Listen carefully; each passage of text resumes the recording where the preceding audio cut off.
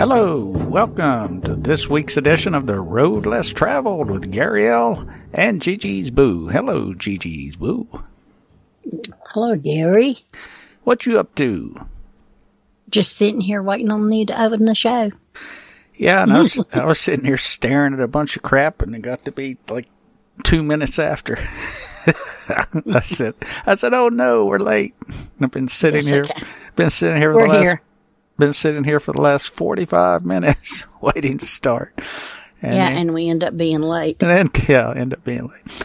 Oh, well, what can you do? This is live radio or live podcast, I guess, for accuracy's sake. Hope everyone's doing well out there tonight. I see a pretty good group. I suspect a whole lot of people are probably distracted by the Super Bowl tonight. And that's okay. We've actually been having a little bit of fun over on that nasty Facebook. Yeah, a fellow by the name of Jason Rivera. And he and I have been having fun with Pepsi's Facebook page. Oh, yeah, Pepsi's. Since like 10 hours ago, they've been putting up videos of Lady Gaga and all the associated Luciferians and promoting the halftime show. And so what we've been doing is putting up comments with pictures such as Lady Gaga enjoying the taste of human blood and semen at a spirit cooking or satanic ritual, a picture of that. And then another picture of Lady Gaga, a variety of pictures actually, flashing all the different occult symbols, which they've left up there. And it's kind of hilarious, actually. And it's gotten, as I commented to Jason, I said, it looks like you got the sycophants all torn up because lots of people jumped in. Oh, not poor Lady Gaga. Please. Man. Another guy was making a comparison. Said, well, between Madonna and Lady Gaga, I'd have to go with Lady Gaga. I've commented. I said, well, I guess between strychnine and what's that other poison? I forgot. Another poison. Arsenic. Oh, yeah, arsenic. Thank you. Between arsenic and strychnine, I guess arsenic would be better. Oh boy. Okay. But anyway, the stupid bowl notwithstanding, actually some of our content tonight will tangentially connect with the NFL. Anyway, we hope you find it interesting. I want to say hello to everybody in the chat room. Gigi's Boo, you want to say hello to people? Hi, everyone. No, I mean the people on the right side of the chat. No, you do that. Oh, me do that. Well, I'm trying to give you some airtime. No, you just go right ahead. I'm fine with the airtime that I have. You know that. Okay. Hey, it's Asmo and the ever-present barman. And Beth C's showing up, it looks like. Cowboy Tech, I know he's here. I've been watching him comment in the chat room. And, of course, Grimnir is always here because he's the guy that runs this place. He owns this joint. If you have any complaints, take them to his suggestion box. Sits right on top of the trash can over there in the corner. Moose Girl's here. Kate. Hello, Kate. Chloe. Fun Dip. Interesting. Wonder if there are any magnetic taco chips that go along with that. Graham Z. Ibidon C. Java Doctor. Hello, Java. Robworks, Vinny. Hello, Vinny. Behind the woodshed, there's Hal. He was on. It's between 3 and 5. Hope you didn't miss that. But if you did miss it, there'll be an archive, so catch it. Dakota's here. Hello, Gigi's Boo. What are you doing in there? Playing hide and go seek. Okay. Jehovah, 1. Wanataco. Kozu. Oh, boy. There's that Nensan Dubois. Okay. North Force, Rain, Sock Puppet, Hey Sock, Stats Bob, The Liberty Gang, Tip Bob, Trust No One, Ville, Woodman, and The Phantom. The Phantom is here. That's good. Glad everyone's here. And those who aren't mesmerized by the boob tube and the Super Bowl. And Oh, you'll see some boobs tonight for sure. oh, my Lord. I used to be a big sports guy. Used to enjoy that and so forth. Till in my advanced age, and after watching this annual, what you want to call it? What do you want to call it? The annual ritual, I suppose. It occurred to me that the probability of it all being on the level, let me say, probably less than 50%. We'll put it that way. So once I kind of adopted that point of view, I lost complete interest because it doesn't matter if that's true. Let me predicate that. If that's true, it doesn't matter who the best team is. It doesn't matter who the best players are. What matters is what decisions have been made in order to make the most money. Exactly. And so look what's happened to NASCAR. Well, and I think it's happening to college football, too. NASCAR's almost fell through. Yeah, well, we can have a big talk about NASCAR because that was taken over by other interests than what were originally.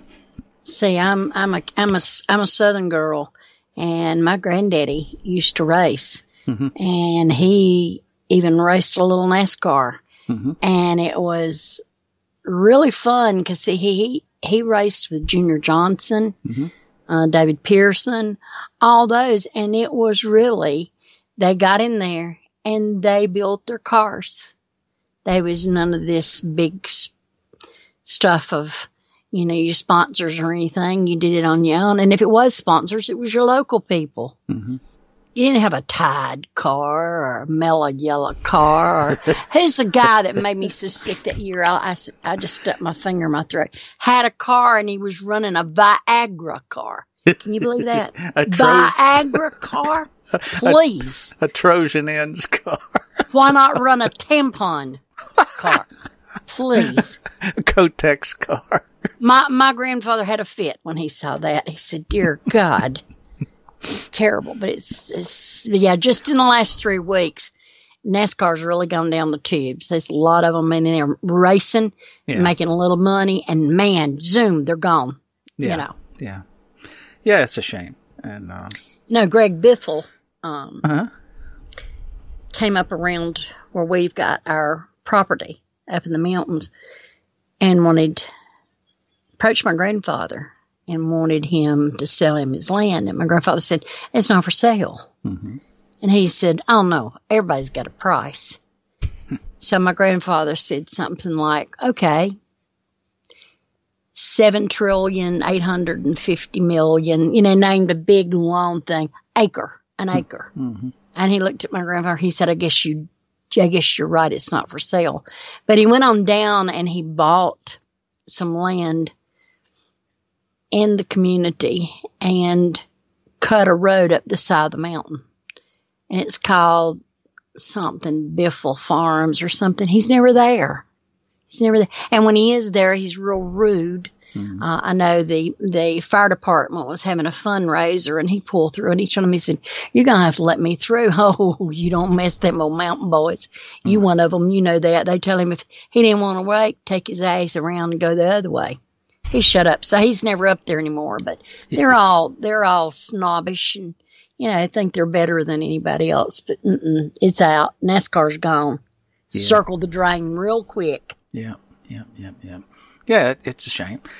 But, look at the sock puppets. Oh, shut up, sock.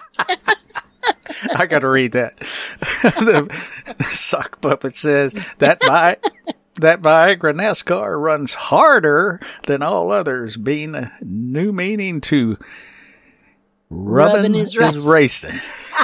Harder, longer, faster. And if the race goes on for longer than 4 hours, you need to go see a doctor.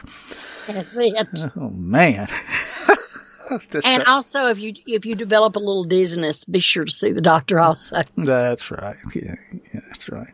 I'm making all those Most people are right-handed, though, so I don't know, those left-hand turns might be a little awkward. Nope, let's not do it.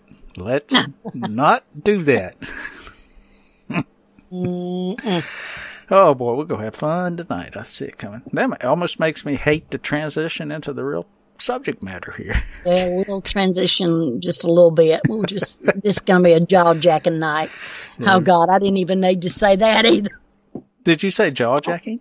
I did. That's okay. What the just beat them gums, Boo-Boo Bear. Terrible. Oh, boy. Here we go. I'm going to start channeling the old Grease Man in a minute. We have to be careful with that. For those of you who remember the Grease Man. DC 101, Washington.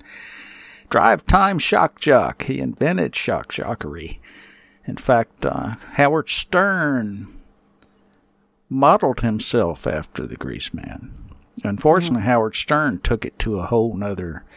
he took it terrible. A whole nother disgusting level, in my opinion. Where Grease Man was just stupid.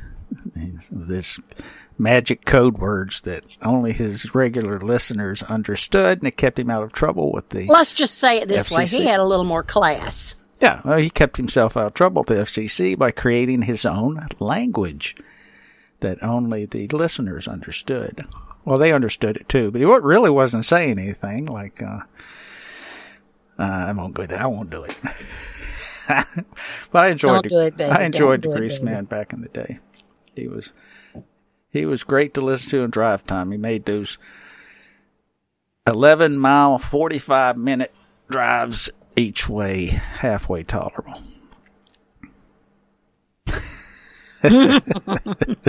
We do have our light moments, though. We have some light. We're not always serious. I mean, there's nothing. I mean, I know come across. I mean, actually, some of this is decompression because, quite frankly, this.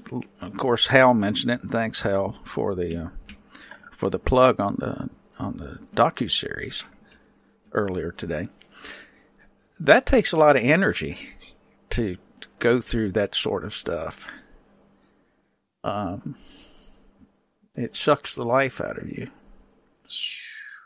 As you know, as you look at story after story after story of all this stuff like Lady Gaga is going to celebrate tonight. And what kills me is that people don't get it. No. They think it's just entertainment. Oh no. Gigi's Boo, it's not entertainment at all, is it? Sickening. You know, I was real angry before we got online, and I'll share a little bit with you, and Gary told me to chill out, but watched a video somebody sent of a man on a college campus, and I don't really know where it is, but it was a college campus, and he held up 3 flags at 3 different times. The first flag was the flag of Israel. And people were cussing and shooting birds and calling him terrible names and stuff like that. The second flag he raised was the American flag. Well, let me tell you something. I was furious. They were cussing, shooting birds, came up and got in his face, called him words you could not believe that they called him because he was waving an American flag. Then all of a sudden, this next segment, he raised an ISIS flag. The college students were giving him the thumbs up. Yay, go for it, yay, Islam. These were not Muslim people. These were average college students. They could have been, some could have been Muslim, most of them weren't. And I was so mad, I told Gary, I said, if they don't like it, what they need to do is get the F out of my country. If you are so proud of that, you need to take yourself and go over to that country. Maybe I'm wrong. Maybe I should make freedom of speech. But I don't like that. I'm sorry. You don't like it? Get out. Get out. Well, on the bright side of that, Gigi's Boo, you have to realize you said they're average college students. Well, that in itself is somewhat of an indictment, because that average college student could not pass an 8th grade exam from the early 1900s. I can guarantee that. In fact, I have some school books from the late 1800s and early 1900s that has sample tests in it that I challenge anyone here to take and pass, much less these bonehead safe place college students. That's all. That have to have safe places and have to have puppies to pet and coloring books. I tell you what, Neil, I remember when Hillary did. Anyway, yeah. I mean, who cares what they think? They come down south with these rednecks. We'll teach them a thing too. What they think means absolutely nothing. What it does display, though, is the agenda of the fake media. The fake media and its agenda. Now, let's change gears here. Something I'll forget about if I don't go ahead and say it. I understand that they're having the fundraiser at reallibertymedia.com. All of youans out there who enjoy the products and the never-ending service that is received by the users of reallibertymedia.com, reach in your pocket. Let's pull out a couple of dollars or a couple of quarters and rub them together and send them on over to Grimnir and help him keep the web service going, all the storage space that's required to hold all these archives, which allow us to sit up here and beat our gums. So First Amendment, guys, First Amendment. So people, and it's not free. Let's just clarify that right now. There's nothing at all free about this web service. Somebody has to pay. That's right. And Grimnir, I don't think he makes a penny off of it. He does it because it's the right thing to do. Exactly. And also, if you go to the website, you'll notice that there's an Amazon interface, that if you're an Amazon purchaser, go through there to buy your stuff and he'll get a cut of the action. Nothing wrong with that. This is, the difference between capitalism and a free marketplace. A free marketplace allows anyone to have the opportunity to make a little bit of money, or as much as they want, without being interfered with by others. Unless they make too much money, and then the government's going to come in and break it up where you can't. Well, that's what I mean. Have a monopoly. That's what I mean. That's why all these people think we live in a capitalism. No, we do not. That's ridiculous. There's nothing capitalistic. This is oligarchic, yes. Yes, I can't remember the guy's name. Wrote a book called Super Capitalism. It was some years ago. Can't remember his name. But he hit the nail on the head. What you have is you have a very elite class of corporatists who have managed to affect regulation through the government. And the next series, by the way, docuseries, is going to address that specifically, the symbiosis of government and corporations. But anyway, getting back to the original point. Grimnir I do the opposite of making pennies. I make pennies. Pennies from heaven. Okay, never mind. But anyway, help out Grimnir, which helps us all.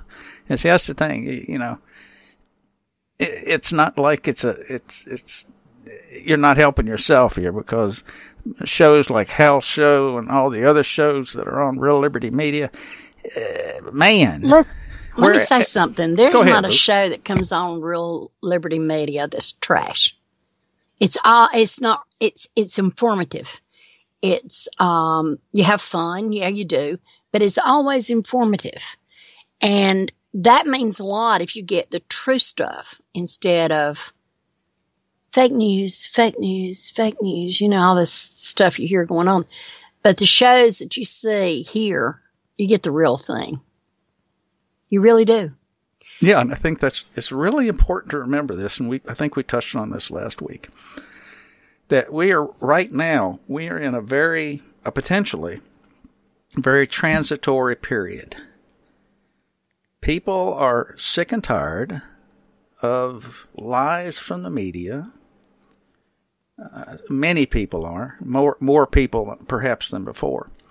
And it's becoming clear to more people how what the lies that they've been told, the lies that they're being told, and the personalities behind the lies, people are starting to understand that. And the statistics certain statistics indicate that folks are looking other places for content. This is the place. And if that isn't worth financing, supporting, I don't know what's wrong with you. Okay? That's right. There's exactly right. Not a single advertiser on this space.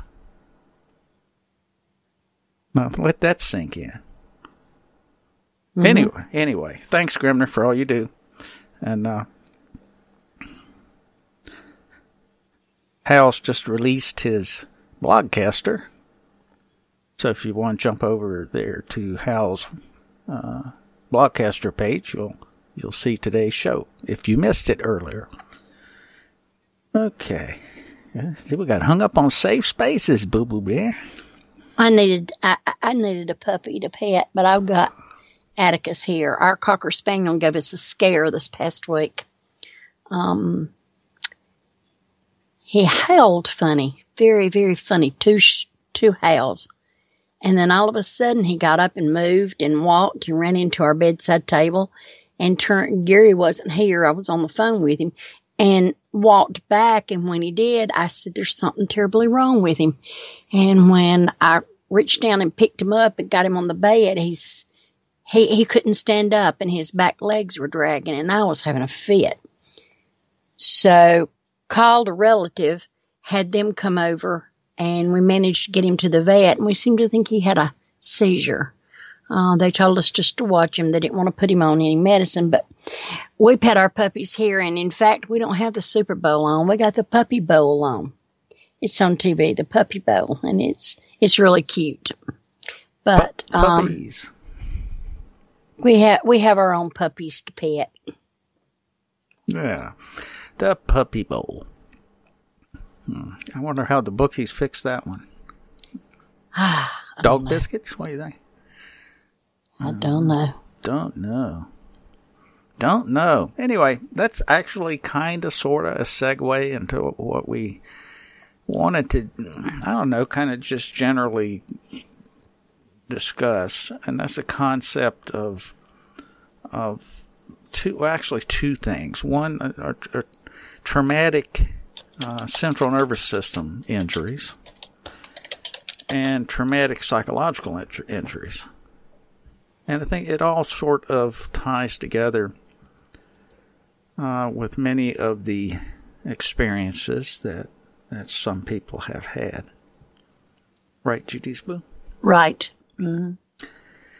And what you start digging into the background behind all that. And of course, you look at, and today it's called PTSD.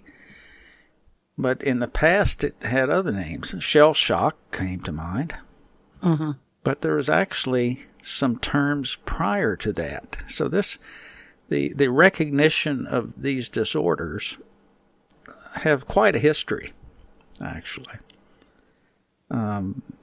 Accounts of the psychological symptoms after military trauma, that goes all the way back to ancient times. As far as record keeping goes, the American Civil War and the Franco-Prussian War actually marked the beginning of the formal medical attempts to address those issues. And even before that, in Europe, there were descriptions of psychological impacts of railroad accidents. So some of these terms that have floated around in the past, there's one term was used, was called nostalgia, and the Austrian doctor came up with that in 1761. And what he discovered was those exposed to military trauma reported missing home, feeling sad, sleep problems, and anxiety. And it's very akin to what many people suffer with that today is called PTSD. A second... Go ahead. Excuse me a minute. I wouldn't call it nostalgia.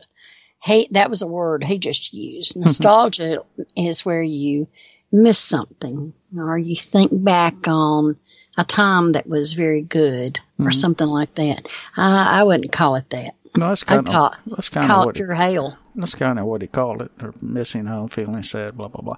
But, I bet even then there were political forces at work that helped modify some of the descriptors, perhaps. Oh, yeah. And there was another model that came up that was an interesting term, soldier's heart or irritable heart. Now I think that was classified. Wasn't it classified in the Civil War? Yeah, that was a Civil War classification. I was thinking so. Interestingly. And which was marked by a rapid pulse, by anxiety, and trouble breathing. Now, I don't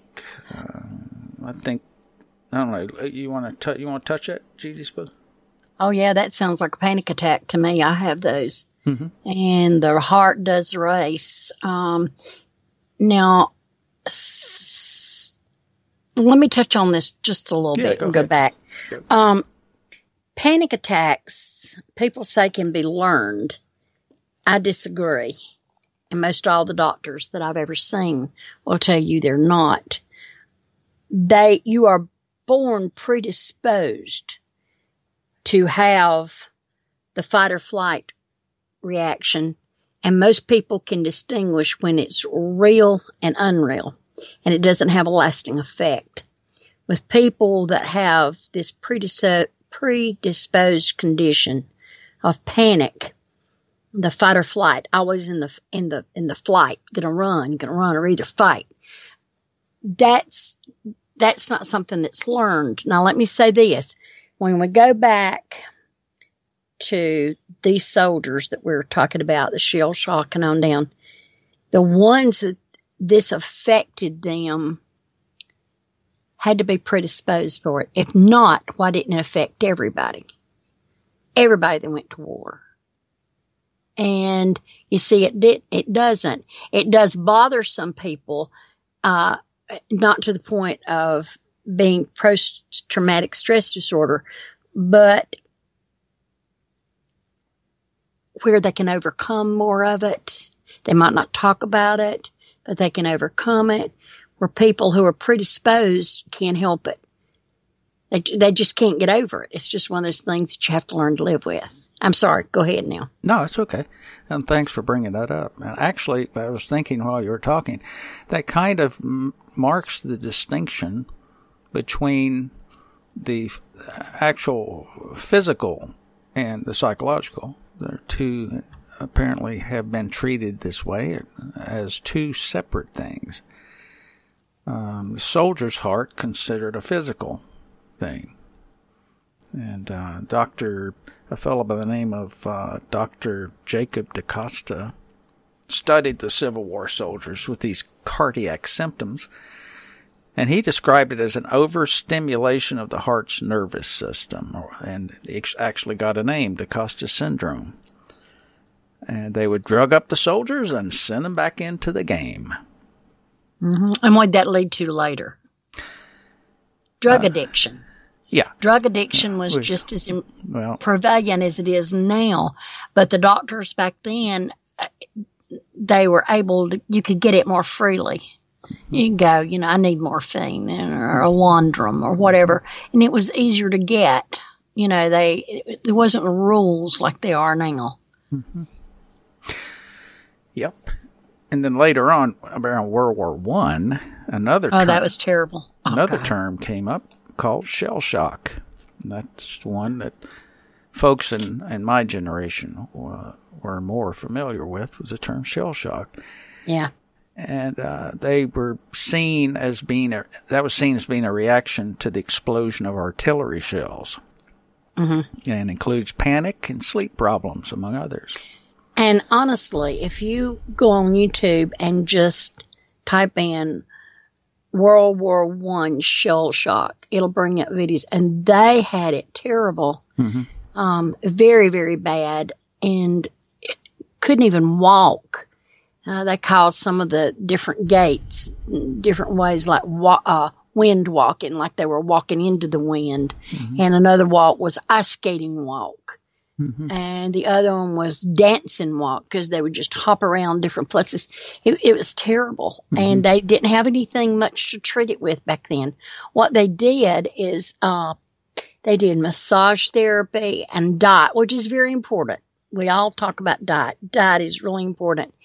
And if it was so severe, they did electric shock treatment. Yep. ECT, which is horrible. Yep. And sometimes they would get better with rest.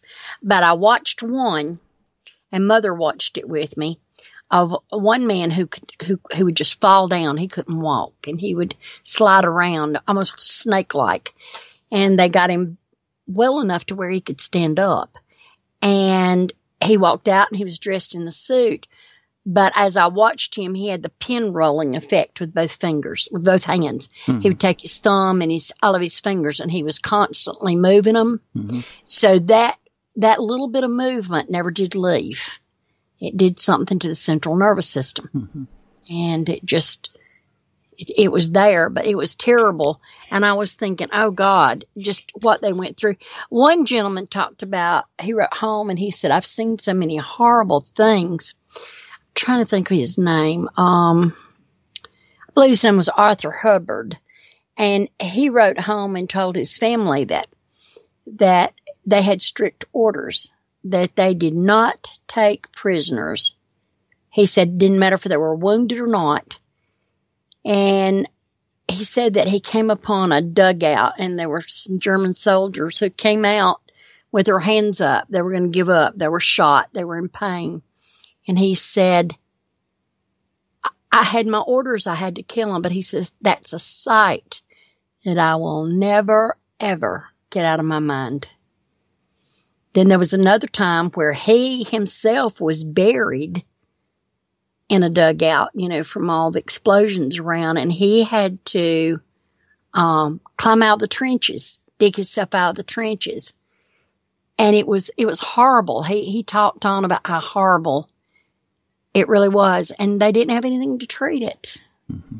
And nothing. It's really sad. Okay, go ahead, Gary. I'm sorry I interrupted you. No, you're good. Pick it up where you like. I think what we see here as this discussion goes forward is the distinction between the two types of injuries. You have physiological, as we mentioned earlier, and you also have the psychological. So you can imagine executing orders to execute prisoners. What kind of psychological impact can that have? I mean, just the fact of killing someone is bad enough. And one doctor said that he had to say this. He said, a soldier who suffered a neurosis of this kind had not lost his own reason, but was laboring under the weight of too much reason. Mm-hmm. And that makes sense to me. Yeah. Mm-hmm. Yeah, and just as an aside here, or a side note, this is the kind of crap that corporations that influence governments, that in the name of greed and possession of resources and political control, this is the kind of crap that they force upon their populations, pushing them into these these circumstances where these things happen, then you have the results. And the results are what we're discussing. In World War II, they came up with yet another name. They called it battle fatigue, or one that I hadn't heard before, combat stress reaction, or CSR. Never heard that one. Yeah, that's something they came up with. With long surges common in World War II, soldiers became battle-weary and exhausted. That sounds like like trying to dance around the issue. Some American leaders, such as General Patton, did not believe battle fatigue was real. No, he slapped that guy. You remember? I do. I remember seeing that in the movie, and they almost took his rank away from him for that. And I think if it would have been today, they would have, but he was such a good general that they didn't. But he had to apologize to that boy, and I think that stuck in his craw, really bad. But he was a brilliant man. If you've read Stephen Crane's Red Badge of Courage, you'll recognize where he described that sort of reaction in a new Union Army recruit when he was faced with the first barrage of Confederate artillery. So he kind of describes the dynamic there. Did you know that up to half of World War II's military discharges were said to be the result of combat exhaustion? No, I didn't know that. CSR was treated using proximity, immediacy, and expectancy principles, which required treating casualties without delay and making sure the sufferers expected complete recovery so they could return to combat after rest. So work an old mule to death, wouldn't he? Yeah, he pushed. You know the old saying: "You work a mule all day, time up while you eating dinner, and come out and find him dead." They just got him better to go back to traumatize them more. So you just keep pushed to the edge, again, pull them back a little bit, push them back to the edge, pull them back a little bit, and you end up with half of the discharges being called combat exhaustion. Anyway, that's kind of the history. In 1952, the American Psychiatric Association came up with the Diagnostic Manual of Mental Disorders, which included gross stress reaction, and that morphed into post-traumatic stress disorder. Around 1980, we're talking about the Vietnam veterans and so forth. I knew some World War II veterans when I was real little, a kid. And of course, when you're little like that, you don't really have an appreciation for it. But some of my playmates' dads were like, they were strange. I'll put it that way. They were volatile. They were strange. I find out that they were, at least in several cases, in the Pacific during World War II, doing the island hopping, and they were messed up. There were some messed up people. Of course, Vietnam was my period, and I knew lots and lots of messed up guys. As interestingly, one of the hiding places that was used was Germany. The guys that were messed up enough to where they really couldn't fit into American society, but not so messed up that they could be institutionalized. Those guys, and that was a pretty good group of people. They were allowed to stay in Germany for as long as they wanted. I didn't realize that. They could extend indefinitely. I knew several who did. And they lived their lives there and never come back to the United States.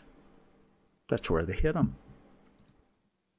So any of you guys know anyone or actually have any kind of symptoms such as these? There's some pretty interesting reading. It's always empowering to understand what's going on, right, Gigi's Boo? Exactly right. Yeah. Identify the problem and support. Great support is needed. Mm-hmm. I'll tell you a little experience with me.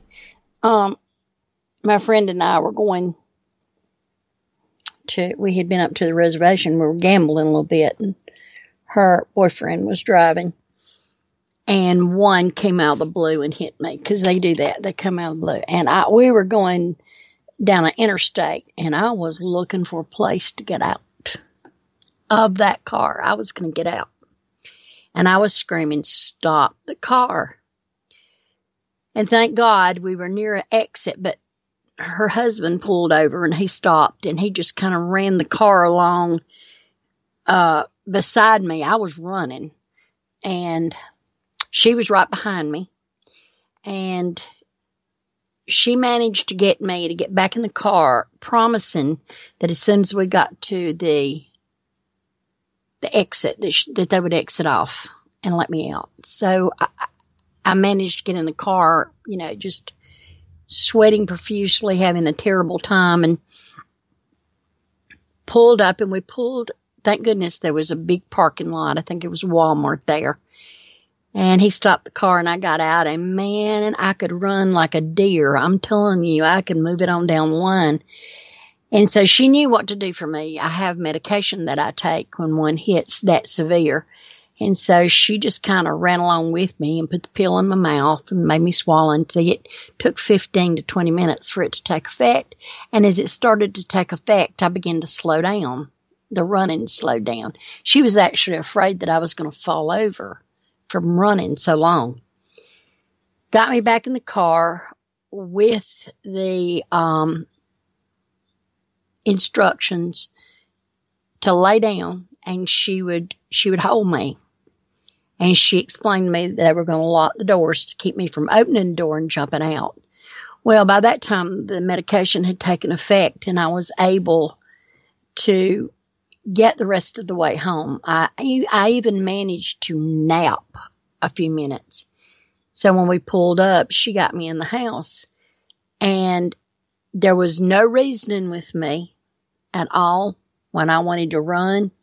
There's no reasoning with anybody that has post-traumatic stress disorder when they are in the phase of being panicky or stressed or whatever you want to call it.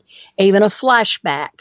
What you do is you just try to keep them safe, let them work through it, and eventually they will. But that's one experience that I had that was terrible. It was absolutely terrible. I would not wish what I have on my worst enemies. It's a struggle to deal with all the time. But when you have a lot of love and support, you get through it. And some close friends in this chat room know the history of me, and they stuck with me. And of course, Gary, my husband, I don't know what I'd do without him. But it's if you know somebody that has this, there's so many people are looked over, they're forgotten, they're medicated to the guilt where they're zombies. That's why they want to keep you, because they don't have to deal with you. But what you want to do is you want to get them to where, like Gary said, a safe place over there in like Germany. You could stay there, as long as they're safe and feel safe, they can cope, and you can live a relatively normal life until one does hit. And it doesn't take much. I mean, you can have a memory, you can smell a smell, weather changes. I know I went out one time and it was cool. It was fall year, and cool breeze hit me and it threw me right into one. So something about the cold did something to me. Barometric pressure changes do something to me too. And Gary will tell you that. But it's really a sad situation. And I think that's one reason that I love psychiatric nursing so well, is because I could sympathize and empathize with them. Both. I've been there, and I'm just thankful that I'm where I am today, because I sure ain't where I used to be. That's the truth. Okay, Gary, I'm sorry. Go ahead. No, you're okay. That's good.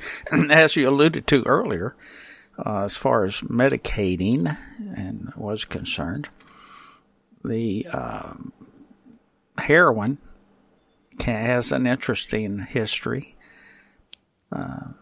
It goes into the fact that all this drug-related stuff that we see, as far as hard drugs are concerned, actually a product of war. Because drug addiction in the English-speaking world was actually rare at the beginning of the 19th century.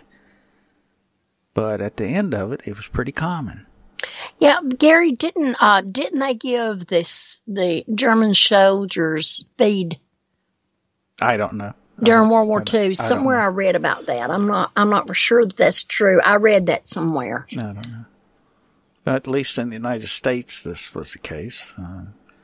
They had conservatively, they estimated about 200,000 addicts in 1900. Most of this increase occurred in the late 1800s. Now, what was happening then? Spanish-American War. The Civil War. Civil War, then the Spanish-American War. Wasn't it around late 1800s, early? Yeah, but the Civil War is actually blamed for it because of the morphine use at the time. And it was so bad they called it the army disease because, people... if you got shot in an appendage, it just got cut off. Yeah. And since, there were no antibiotics or anything like that, it would just be cut off. And then you'd be put on a steady regimen of morphine. Well, at the end of the war, guess what? You had a lot of morphine addicts floating around. But what came to the rescue? Dun, da, da, heroin.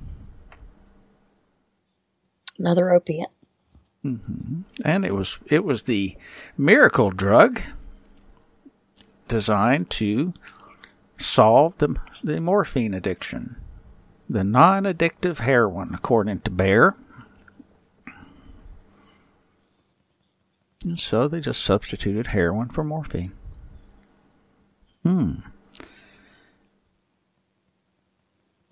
of course, in 1890... Congress threw a tax on all opiates, so they were going to get their cut of the action, right? Okay, yeah. Yeah. Yeah, it's an interesting and a paradoxical thing. There's a very good book out there called The Politics of Heroin. The author's last name is McCloy. I can't think of his first name. But if you're really interested in seeing how heroin has been quite the windfall for government. And I think you'll see the history of McCloy does a fine job outlining how that came about. Yeah, and of course, Afghanistan. Yeah, anyway, most everyone knows the story of that. But it's about 8 minutes left. Let's go ahead and make this final transition here, since it's... See, in 1914, the United States government passed the Harrison Act, which was the Narcotic Act, the tax of the narcotics. That's what you're talking about, I think. Yeah, that's right. But since it's Lucifer Bowl going on right now, Bookie Bowl, let's talk about the NFL Concussive Injury lawsuit. Let's go back a little bit and talk about it. Okay, you go ahead. Go ahead just a minute. Okay. Because you brought in the Iraq campaign and what they're doing, what they did. Go ahead. Go ahead with that. I'm sorry. Okay. I thought you'd skip to something else. Excuse me. Yeah, I'm going to jump on over to the NFL thing. That this concussive injury. How many people are aware of that? That was an issue that the NFL very successfully sequestered from public view the number of concussion injuries, serious concussion injuries, that players have had experienced. Those of you, I think it was Lyle Alzado, was the, I hate to say the word, but poster child for all this, because he became so incapacitated, and I believe ultimately was homeless, and then ultimately committed suicide. Yeah. As the result, he did. As a result of this concussive injury, which they tried to sweep under the rug. And it took us a huge push by, I believe, family members and lawsuits to force the NFL documents into light that showed that they were fully aware of this repeated concussive injury. And actually, they found, it's in National Geographic, they actually found, or actually revealed, same things at the trial, that the drug settlement, I'm sorry, the NFL settlement showed that there were tissue samples that showed beyond a reasonable doubt that these injuries were occurring, but they tried they covered it up. The good old NFL that a lot of people singing their praises, and those people who pay $10,000 and $20,000 to these heathens' pockets to go sit and watch this crap in live, you know. They're supporting the same old corrupted corporatocracy. It's just in the form of the National Football League. Yeah. I actually ended up having, of all things, the flawed concussion research, had ties to the tobacco industry. Wow, surprise, surprise, right? The good old Dukes. Yeah. Okay, clinical studies. All players who reported any symptoms to the team athletic trainers or physicians were included in this study. Concussions forced Steve Young into retirement. Remember that? New York Times actually did an investigation. For once, it appears not to have been fake news, and found that the NFL's concussion research was far more flawed than previously known. And for 13 years, they stood by this research, which the paper stated was based on a full accounting of all concussions diagnosed by team physicians from 1996 through 2001. However, confidential data shows that more than 100 diagnosed concussions were omitted from the studies, including some severe injuries to stars like quarterback Steve Young and Troy Aikman. And then, of course, they used the included studies to show that, well, you know, there's probably not a big problem here. And, of course, one of the concussion committee doctors said he was unaware of these omissions. But if somebody made a human error, or somebody assumed the data was absolutely correct and didn't question it, well, we screwed up. And if we found it wasn't accurate and still used it, that's not a screw-up. That's a lie. In 2013, NFL paid $765 million in a settlement in which retired players accused league officials of covering up the risks of concussions.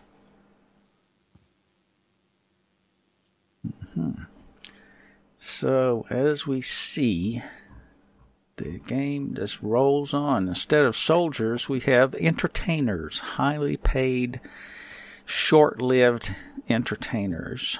That's why they're washed up so quick. Sure. Unbelievable. Gigi's Boo, what do you have any thoughts on this topic?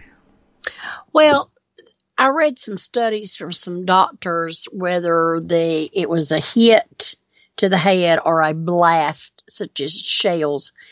And it said that what happened, they had done some autopsies on 8 servicemen, and when they got to their brain, they saw damage in the brain cells that looked like spider webs. And they said that every one of them had been in active combat. So they seemed to think that the blast caused the brain to, different places in the brain to spiderweb. That could happen, just like you said, with the hits and the licks that they get in NFL. And they said that they're not exactly with the blast, the combat blast, they're not exactly sure how it enters into the body, except if you see somebody like, the only thing that came to my mind was at the Boston Marathon bombing. You saw how when the bomb went off, it blew some people that were running across the street. And they seem to think that the blast hits and enters the body through an orifice and goes through the circulatory system and goes to the brain, and that's where it does the damage. Now, this is what these doctors have come up with. Now, whether that's right or not, because you've got the NFL that's taking licks, and so the injuries are happening there. I really don't think they know exactly what does cause it, but it does happen, and it's real. And this is going to be one of these things that's going to be an ongoing study for years. Yeah, and the similarities between the shell shock images, brain images, or tissue images, and the NFL repeated concussive event injuries is very similar. And the first thing I thought about when you were talking was low frequency vibration. Yeah. And as we all know, that certain frequencies can cause damage and disruptions, and cause resonance and all that sort of thing. So low frequencies would make sense, because there is you hear the old the football cam, you hear the microphones out there, you hear the thunk when these guys hit each other. That's a low frequency sound. And also artillery is a low frequency sound. And we're looking just now at the physiological aspects, not the psychological aspects of it. Yeah. But anyway, there could be a similarity there. But anyway, Boo Boo, it's 8:00. Yeah. Yep. It's been really a pleasure to be with you guys tonight. We've enjoyed it. And we want to tell you, just remember to take the road less traveled. And I love you all big to my heart. Take it away, Gary. Yeah, thanks so much for listening in again. And if I can get the... oh, wow. I got a mess going on here. There we go. Where are we at? Help. Call Atticus. I need Atticus. Okay, here we go. Okay, now we finally got that going. Thanks for joining us tonight. I had so much junk up on my screen I couldn't find it. Anyway, always a pleasure. Thanks Gigi's Booth. Thanks Chat Room. Thanks Grabnair. Thanks RealLibertyMedia.com. Now, thank you for joining us, and we'll see you next week on the road less traveled. Night night.